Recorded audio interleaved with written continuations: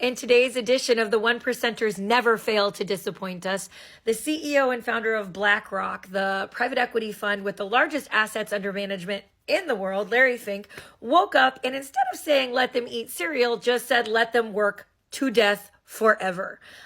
He came out in a very large speech given this week at an economic forum and said people are absolutely insane to think they have a right to retire at 65 years of age, and that if you had those ideas or thought that you were somehow entitled to retire at the age of 65, you are living in an idea based in the Ottoman Empire. And let's talk about why this guy needs us to get really, really comfortable with working forever, which is why they're planting these seeds a little at a time to build up apathy so we just stop fighting the inevitable, according to them. And then let's talk about what we can do about it and why we can simply starve them out. Let's get into it. Larry here is suggesting that if you think that retirement at 65 is a reasonable expectation or even goal for your life, has you living in what he says was an idea that originated in the Ottoman Empire, and that it's absolutely crazy that we would attach ourselves to such a notion when it's clear we need to be working much, much, much longer than that. Fear not, in today's edition of The One Percenters Just Keep Gaslighting Us, if you actually look up how long people lived during the Ottoman Empire, when he claims the retirement age of 65 became a commonplace idea, the estimated average lifespan of an adult human was between 30 and 40 years. Which means, I guess, even in the Ottoman Empire, we were conditioned to say we were going to work to death, and that you finally got to retire if you somehow survived at 65. I have done a lot of research today and can find nothing referencing us starting to retire at 65 years old. But hey, a red herring is a red herring. Look over here about this issue while I'm over here trying to do something else. What could he be doing over here? A little background on BlackRock. BlackRock is the largest holder of private equity holdings in the world with, you read that right, 10 trillion US dollars of assets under management. Trillion with a T.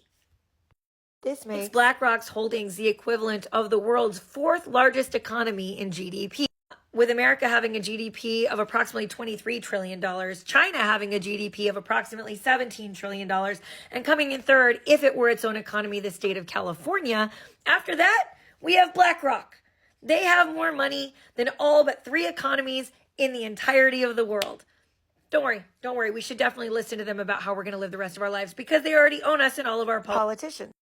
Simple look at who they're buying off in a given election cycle, and you can see they give to both parties pretty generously, while historically giving to more Republicans in the House and more Democrats in the Senate. And fear not, we wouldn't want anybody to think that perhaps just paying for lobbyists was sufficient to sway Washington in all matters economic and policy.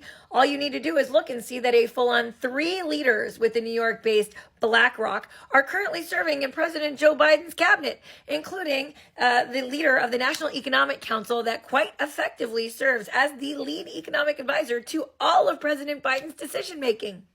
But don't worry, they've done it in the previous administrations, Republican and Democrat as well. So why are the private equity funds all scrambling out to try and plant seeds to convince all of us that we need to save more and work longer, until we die? Should it come as any surprise? Well, the answer is no.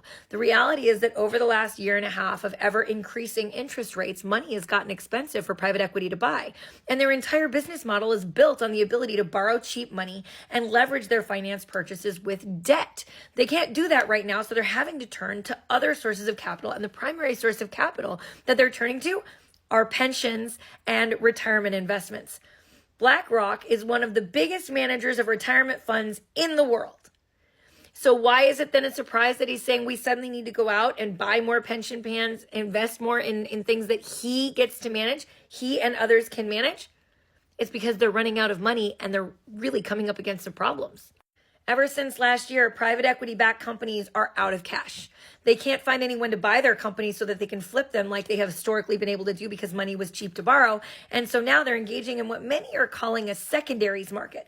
The secondaries market has been called, even by private equity investment bankers that regularly comment on this for economic publications, it looks like a pyramid scheme. And if you look here, you can see that investors are worried. They're no longer selling items on an open market or a free market where you would get a real valuation. Instead, they're not able to find anyone real to buy the products they have to sell to close out their funds. So they've started flipping them to one another or to their own secondary funds, which is entirely speculative. As a result, they're less able to get the money they need to keep their schemes afloat, so they're turning to pensions and retirement funds. And if you look here, you can see that increasingly pension funds are sharing part of the blame for private equity's horror stories. That's because private equity does well when they bankrupt their own companies. Private equity firms get money out right away. They dividend back their investors right away, and they succeed the most while their companies fail. Right now, it's estimated that a company owned by private equity is 10 times more likely to fail than a company that is not. And if a company has been previously purchased by private equity, that number goes up to 23 times as likely to fail and end up in bankruptcy, with the entire American public left carrying the bag. It's for this exact reason that everyday Americans are starting to fight back. Because historically, private equity has been unregulated, so we have no way to fight back. Current antitrust laws never conceived of major private equity funds and corporations owning 80% of the S&P 500, which is exactly what's happening right now. They own 80% of the S&P 500 that used to be owned by individual investors. So there was never a conception in current antitrust laws for us to do anything legally about this. However, maybe people are finding a way. And there's a chance this group of pensioners might be laying the groundwork for all of us to start fighting back. People that have retirement accounts with AT&T and Lockheed Martin are suing AT&T and Lockheed Martin for investing their pensions through transfers to Apollo Global Capital, one of the largest private equity funds in the United States. It's a first of its kind litigation, and it's being duplicated now thrice over. 3 times people have done it. And all of the former workers are alleging that they've put their plans at risk, investing them with these very risky investments that don't have the same type of government oversight and regulation that more conservative and steady and stable investments offer. They're suing under the Department of Labor guidelines, the Employee Retirement Income Security Act of 1974. And everyone is watching this very, very closely to see how it moves through the court system, because it could provide a roadmap.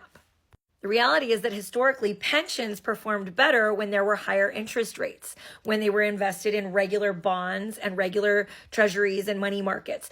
But because there's been ultra low interest rates the previous 15 years, they had a lot of unfunded pensions. And so they needed a way to cook their books a little bit. And because private equity investments hold for 10 years with estimated returns, they get to put that estimated return as what's really on their books for that 10 years until the chickens come home to roost, which lowers their liabilities in appearance so that the states don't get involved, and it doesn't account for how risky the pensions investments really are when they're with private equity. It just creates a very comfortable look for the people that are currently managing the fund.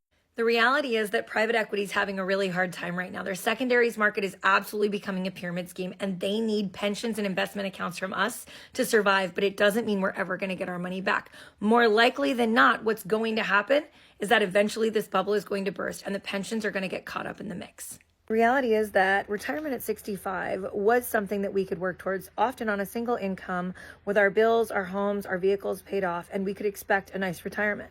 It wasn't until the reconsolidation of wealth ever upwards, with the constant strip mining of wealth from the working and middle class and small businesses all across America, largely driven by private equity, that it became necessary for us to even consider having to work longer, and it wasn't because we were living longer.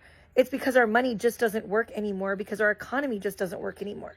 They've taken everything and extracted it all the way to the top.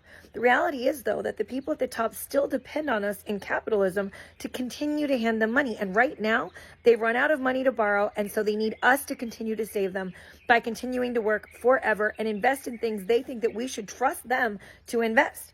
And we just don't have to do that. The reality is that if we start starving them out, they have to go away. We've got to stop feeding the monster. There's lots of ways to do that, with boycotts, with not buying from mega corporations, with supporting small businesses, with choosing good ethical investments. But they need us more than we need them, and it's time. It's time. Boycott season is here, and it's time for us to eat and for them to starve. Support your local businesses. Feed your local economies. Coming up, I can't wait to share with you a story that I've been researching for the past several weeks about a nonprofit that made a mistake investing their pensions with private equity that have left them with a massive deficit that is not only hurting our economies, our communities, and our natural resources, but hurting our children. If you're new here, my name is Tiffany. Don't forget to like, follow, comment, share, and repost, and please stick around. If we want to make a difference and fight back to save small businesses and our communities and stop the ever-increasing extraction of wealth wealth from the middle class. We have to work together, and it's going to take every single one of us. I am so glad you're here.